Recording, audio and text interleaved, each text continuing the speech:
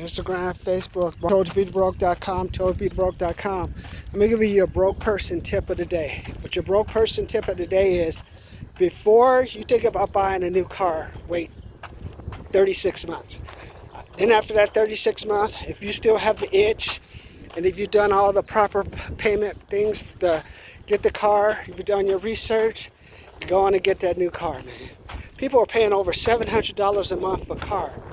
You know what? The debt, current debt, the amount of debt people are carrying is over $1.1 trillion. $1.1 trillion. What do you think is going to happen if we have any type of economic shock where people can't pay money? Because of COVID, the government's going to be able to give any more free checks or anything. So what's going to happen? People aren't going to pay their bills.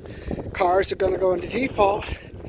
And then that'll push us into another recession, or credit markets will crash. People won't be able to pay for their houses. So I want you to take 36 months. Make sure if you get that car, make sure you have at least a year of repair money. If the car costs $50,000, make sure you have $6,000 to $7,000 put up for the first 2 years, so you don't have to worry about any type of repairs, because you know something's going to go on. And I had a 2007 Beamer. As usual, that payment thing's not going to cover it. So that's your two to be broke tip for today.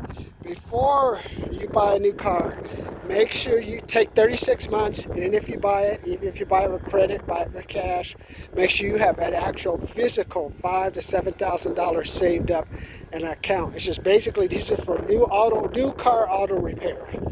You'll be happy about the car, you won't be negative, and then you also won't be shopping at Family Dollar, Grocery Outlet, Aldi's, these cheaper places.